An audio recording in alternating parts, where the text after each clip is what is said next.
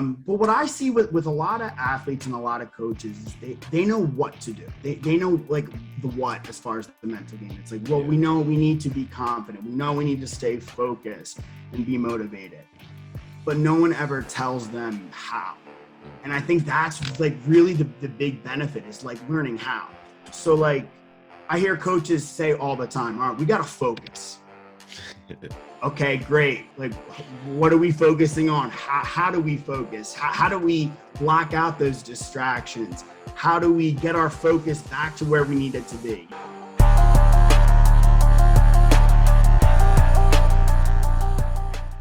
Welcome to the Elev8 podcast. I'm your host and coach, Tyler Johnson. Thank you for tuning in. If you are a return listener, I'd be grateful for your rating or review. And if you dig this episode, give us a like or share. And now, whether you've tuned in to elevate your mindset, your game, or just your day, you are in the right place. My guest this episode is a former collegiate hockey player at Rutgers University. He's now a mental training and peak performance specialist with Capex Consulting, where he helps athletes and performers to optimize their potential, overcome challenges, and improve overall well-being through mental skills training in the science of sports psychology. Welcome to the Elev8 podcast, Donato Fanelle.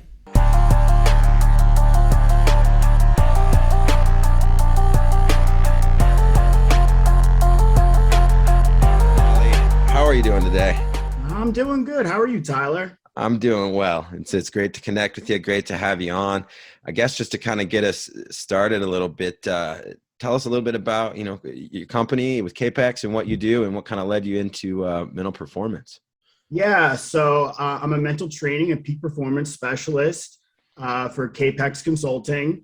And I saw that you have my boss and the owner of Capex, Dr. Amy Kimball, on a previous podcast episode. And so here at Capex, we do mental skills trainings with teams and individual athletes. I work with a wide variety of clients, both individual athletes and teams, youth sports, high school, prep school, college, and even some non-athletes as well. So definitely get a pretty cool variety in the types of athletes and teams that I get to work with.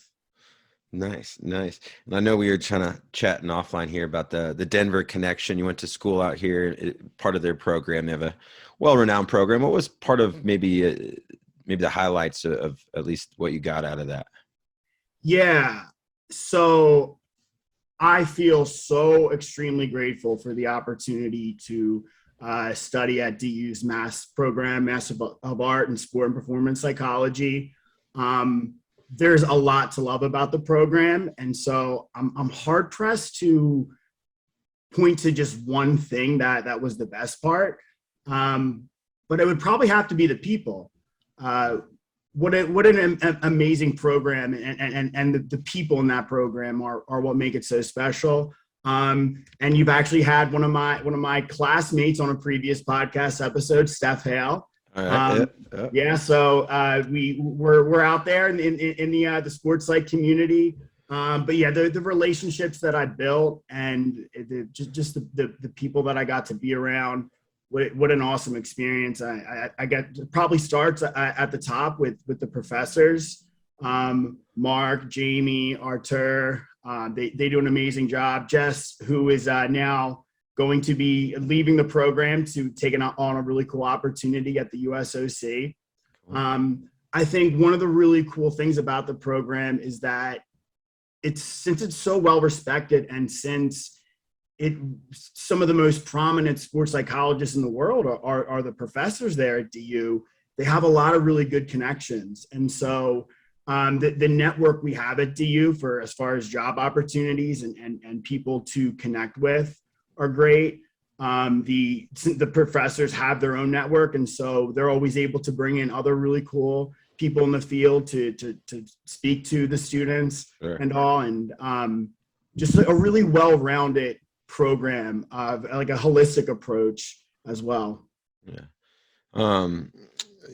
Were you a athlete in background? What kind of pushed you into like a life of mental performance and wanting to do this versus some of the other great career options that DU has too? Yeah. So sports has always been the focal point of my life. It's something that I've really bonded on with a lot of my friends and family as well. Like, I mean, just watching the Eagles game on Sundays with my dad and sisters and grandpa. It's something that I think my friends and I have always connected on. So sports was always the focal point of my life. And, I love talking to people in this field about what got them into sports psychology, because I don't think anyone really grows up wanting to be a sports psychologist. I don't think anyone dreams of being a sports psychologist. Right. You're an athlete and you want to play at the highest level.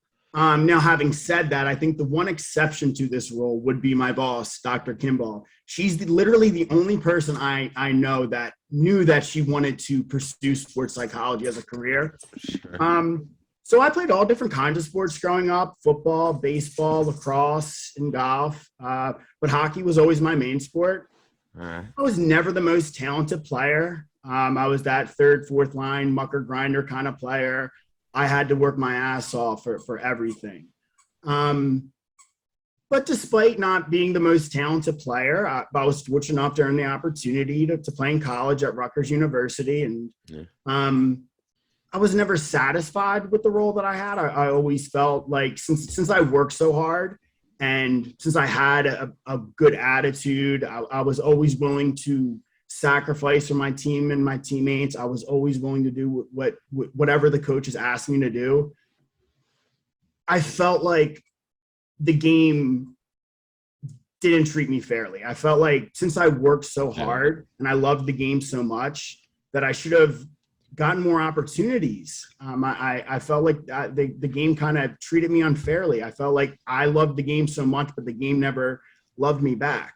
And so by the end of my playing career, I was pretty bitter about how it all ended up playing out. But then after my playing career was over, I got into coaching. And I used to joke around even during my playing career that I had Charlie Conway syndrome, where I knew I'd just make a better coach than a player. And so after my playing career was over, I got into coaching, and through coaching hockey, I was able to see the game from a completely different perspective than I ever did as a player. And very quickly, I realized that what held me back most throughout my career was my mental game. It wasn't so much a lack of talent as much of a lack of confidence. I really struggled to keep my emotions in check out on the ice. I would constantly overthink things and dwell on mistakes and just put way too much unnecessary pressure on myself. And so this realization of the importance of the mental side is what sparked the interest in sports psychology, and ultimately led me to pursuing my master's degree in sport and performance psychology from the University of Denver. Cool. Love it. What, you're right. I think I ask a lot of people on the podcast kind of their journey, and no one's told me, as an 8-year-old or a 10-year-old that wanted to go into sports psych, right? Yeah. A lot of former athletes, and a lot of self-experienced challenges. I think that is one of the other common denominators, whether it's transitioning into coaching and realizing this missing gap, or people that had injuries and had to adjust. And so there's a lot of, I think, I'd say the largest common denominator I do get is this theme of adjustment and adapting, whether it's out of sports from college or injury or overcoming some other physical adversity in sport. It is really that biggest common denominator I see, and then pivot to people that want to help kids and coaches, I think. So. Yeah, absolutely. Absolutely. I mean, there were so many times throughout grad school where we would learn about something, and I would kind of have this moment of just like, damn, why did anyone teach me that while I was still playing hockey? Right. But I think that's one of the things that I love most about this work, is being able to pass along this really helpful information that I wish I had when I was in my client's shoes and still playing sports competitively. But I think the most unexpected benefit about learning about sports psychology is how I've been able to take all of these mental skills and apply them to my own personal life. Like at the end of the day, these mental skills aren't just for sport. These are life skills that you can apply into all areas of your life. And so I feel like leaving DU, I was equipped with a skill set to overcome any challenge or adversity that life will throw my way. And even in the few years since I have graduated from DU, I find myself often applying this stuff in real world challenges. Yeah, no doubt. I think when it's done well, I think you even say something on your website. It's like, I don't want to be your lifetime coach, right? Like, I want to give you a skill set that you can further and develop and recognize on your own that, gives you some strength and courage on your own. Right? Yeah, absolutely. Absolutely. Another thing I kind of saw in there is you talk about, I like the way you put your philosophy. You kind of shared 4 aspects. Could you kind of share quickly kind of what those are and why they're included in kind of the way you work? Yeah, for sure. So I think first and foremost, it starts with building relationships. I'm all about being really genuine and authentic and showing empathy to my clients. And I look at them as the person before the player, care about the person before the player. I always tell my clients, listen, your goals are important to me. I want to help you to become the best athlete that you can be. But what's even more important to me than helping you to become a better athlete is helping you to become a better person. And not only, do I want to build a relationship with my clients, but I want to help them to be able to build relationships with their coaches and teammates and families. And so it starts with building relationships. I would say the second aspect is an individualized approach. The mental skills aren't one size fits all. It's a little bit different for everybody. And so, you meet the client where they're at. It's not my job to have all the right answers. It's not my job to tell my clients what to do. Right. I think it's more so that my job is to ask the right questions. So that way together we can figure out what's going to be the right answer for you. I'm the expert on the mental skills, but you're the expert on yourself and your game. And so we'll work together as a team and collaborate to figure out what would be best for you. The third aspect would be the scientific humanistic approach. Sports psychology is both an art and a science. Now, a lot of the pop psychology stuff I see out there on social media and the internet is it's just so cringeworthy. It's just so cheesy and corny. I think it's important to make sure that everything I do and talk about, all the interventions, all the mental skills, like all of this stuff is backed by science. They're empirically validated methods that are backed by research and science. But having said that, there is an art to this work as well, too. I could rattle off a bunch of studies and scientific data, but what does that mean for the client? And so figuring out how to package this scientific information and pass it along to each individual in a way that resonates with them. And then the fourth aspect would be a process-focused skill building. Mental skills are skills. These aren't shortcuts or quick fixes. They're skills. So just like with any other skill, they take some time and practice to develop. Love it. You're talking there. It's kind of thinking, especially I love when you talk about the relationships because everyone is unique. Can you talk about how sometimes maybe when you're in that environment differs when you're working, maybe brought in to do mental skills with a team versus an individual? So I think, obviously when you meet with an individual, you get to talk to them one-on-one and really get to know them as a person first. And like in my first session, I probably spend most of the time just asking them about who they are as a person, what they like to do off the field, what are their hobbies and interests, what's their family like, what do they like to do when they're hanging out with their friends. When I'm with the team, I don't always have that luxury of being able to talk to everyone one-on-one and build those individual relationships as well. But there are fun and creative ways to do that. A lot of times just showing up, showing face, being around the team, going to practices, showing up at games, being there to support them. That means a lot to players a lot of times. It means a lot to the coaches. A lot of times it's just like those little side conversations that you have, you're hanging out at practice and you just make a little small talk. And so that's right there is an opportunity to build relationships. what happens a lot of times though is like working with teams and individuals is a lot of times the individual is a little bit hesitant to like reach out and come to talk to me. For better or worse, I do think there's still a little bit of like that stigma or taboo. And like, anytime you hear psychology, it's like, Yeah. oh no, like there's something wrong with me. I don't want to go and talk to this guy. It means something wrong with me. And you know, without again going off on too much of a tangent on why that's incredibly off base, I get why there's still that stigma. I don't take it personally. But what I think what happens a lot of times is when I meet with the team, I get that opportunity to put on like a teacher hat and teach something that's valuable for everyone.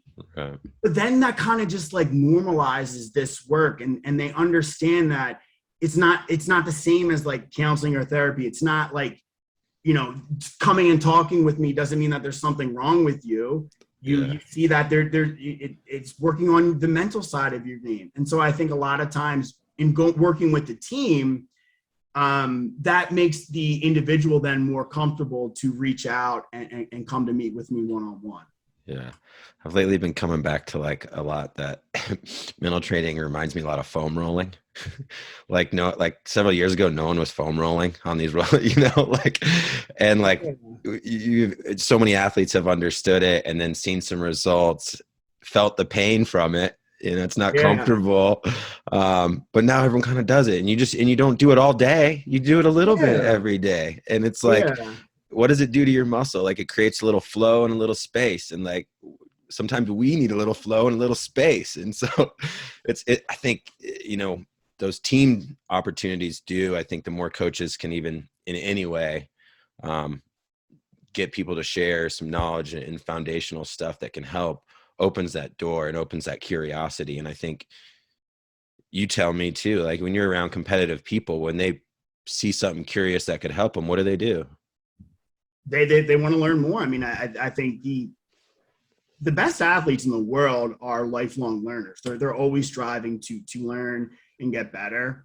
And as you get to higher and higher levels of sport, I think the mental side becomes more and more pertinent. You know, in youth sports at like the high school level, the better athlete, the more skilled team is going to win most of the time.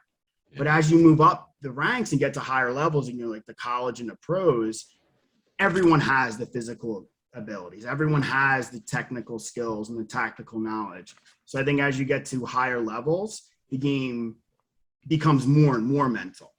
But what I see with a lot of athletes and a lot of coaches is they know what to do. They know like the what as far as the mental game. It's like, well, we know we need to be confident. We know we need to stay focused and be motivated. But no one ever tells them how. And I think that's like really the big benefit is like learning how. So like I hear coaches say all the time, all right, we got to focus. Okay, great. Like, what are we focusing on? How do we focus? How do we block out those distractions? How do we get our focus back to where we need it to be? You know, you hear like this idea of like focusing on the process. It's a cool buzz phrase now. Right.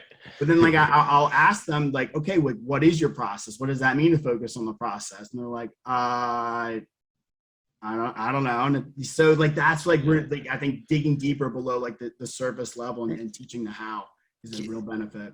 Can you talk about too? I think it's important because I think just like these coaches are well intended, they know some of the what. I find one of the most important things is also within the team and the members of that team, like defining some of that language. Can you talk about kind of how important it is so that people are operating on the mental game on the same page and not so there's some shared definitions?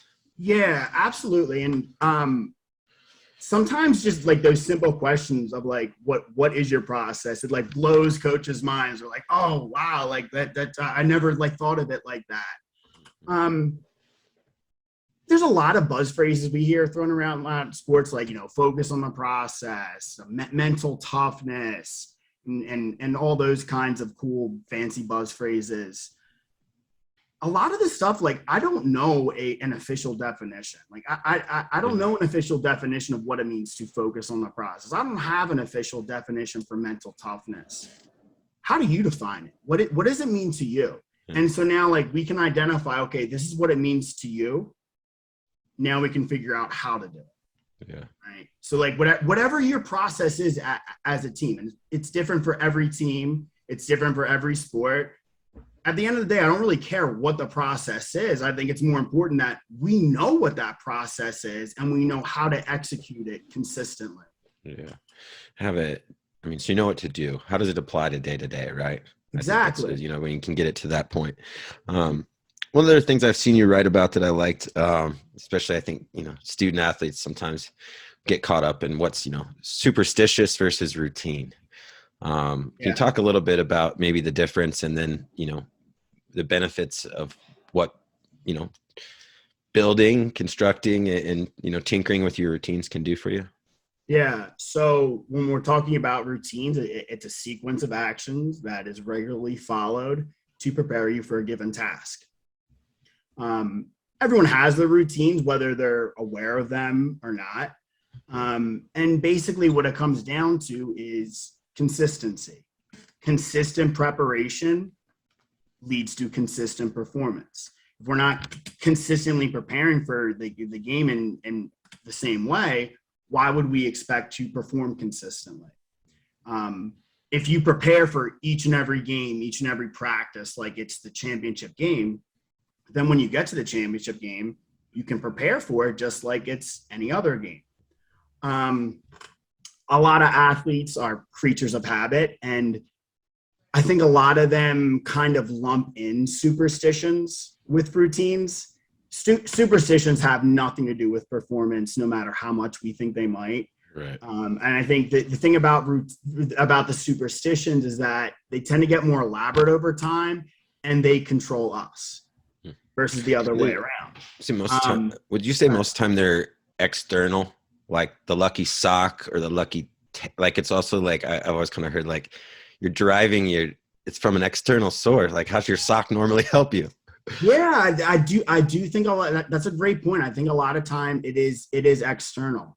A lot of hockey players are very superstitious. Like, I can only use white tape, or I had one teammate who, after he would tape his stick, he couldn't put it down unless it was to touch the ice. And so like if his stick, after he taped his stick before a game, if his stick would touch the ground before we went on the ice, he would have to retape his stick.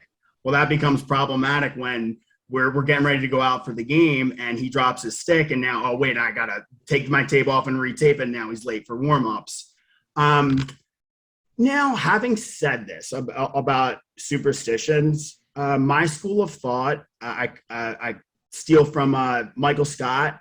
One of the first episodes of The Office, Michael Scott has a funny line where he says, "I'm not superstitious, but I am a little stitious." Right. And so that's kind of my school of thought when it comes to superstitions. Like if taping your stick a certain way or wearing your lucky sock, if that helps you to feel more comfortable and it makes you think you're going to play better, go for it. Just do it because you want to do it, not necessarily because you have to do it. I think when it comes to like these superstitions and rituals, I kind of feel like it almost gives the athlete a sense of control before stepping into a largely uncontrollable environment. Like, you know what, your lucky sock or the tape on your stick, that's not going to affect how you play. But, you tell yourself it's going to affect how you play. Now it like psychologically, maybe it is. And so it's that sense of control. Like, I don't know, I can't control what's going to happen in this game, but I can control how I tape my stick and what happens to it before the game. Yeah. And so I think just it gives them that little peace of mind. But, I just educate my clients on the difference between superstitions and routines. Just if you have a superstition, great, do it, go for it. Just do it because you want to do it, not because you have to do it. Just hold it lightly. Now, as far as routines themselves, what makes them effective? Well, obviously, first and foremost, consistency. We want to be consistent with that. But having said that, it's equally important to keep them really simple, flexible, and adaptable. Yeah. We don't want to have these routines that are really complicated and intricate and rigid, because the more intricate and rigid they become, the more likely that something could disrupt them. And so it's not so much like the specific activity or the specific amount of time. It's more so like, okay, what's the concept that I want to incorporate into my routine? And what are some strategies I could use to implement that routine? Sure. And honestly, I think that's some advice I have to give to myself. I get caught up in like focusing too much on my pre-shot routine in golf all the time. And it's like, I'm focusing on the steps of my routine rather than just like focusing on preparing for the shot. Yeah. And it's like, I'm getting too complicated and rigid with this. Like, let's just relax a little bit and keep it more simple and just hit the shot. So like, if we need to think about what to do for the routine, it's too complicated. Like Sure. it should be like one of those things. It's just automatic. It's so simple. Right. It creates that momentum to where you want to go, like you were saying. One more question as we wrap up. We always like to ask, you talked about younger you on the ice. I think I know I was an emotional wreck as a youth athlete sometimes. But if you had to get in a time machine and go visit 16-year-old you, what one piece of advice would you want to tell your younger self? Yeah. So I mean, obviously I have checked out a couple of your older podcast episodes. So I was ready for this question.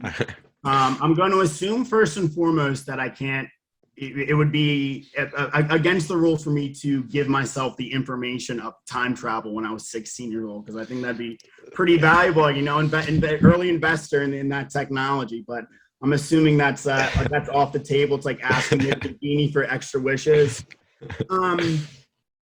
I thought about this a lot, and I don't know if my 16-year-old self would listen to anything current me had to say. I think when I was 16, I was so stubborn and hard-headed that it would have just gone in one ear and out the other. I think 16-year-old me needed to make mistakes and mess up and scrape his knees in order to get to where I am today. But I think the one lesson that would have been the most valuable for me to have at that age is the difference between emotionally driven decisions and values driven decisions. Mm-hmm.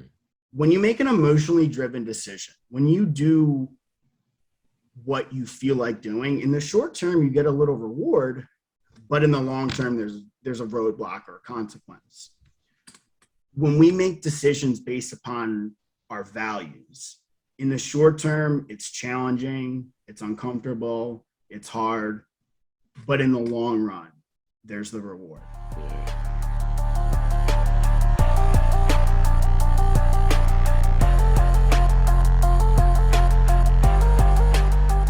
Thank you for tuning in and all the way to the end. Appreciate that. If something this episode caught your ear, is useful or unique, I would love if you would share it, or, a thumbs up's always encouraging as well. If you want to come back and check out more videos, smash that subscribe button, ring that bell for notifications, and we'd love to have you back. Have a great day, and go elevate others.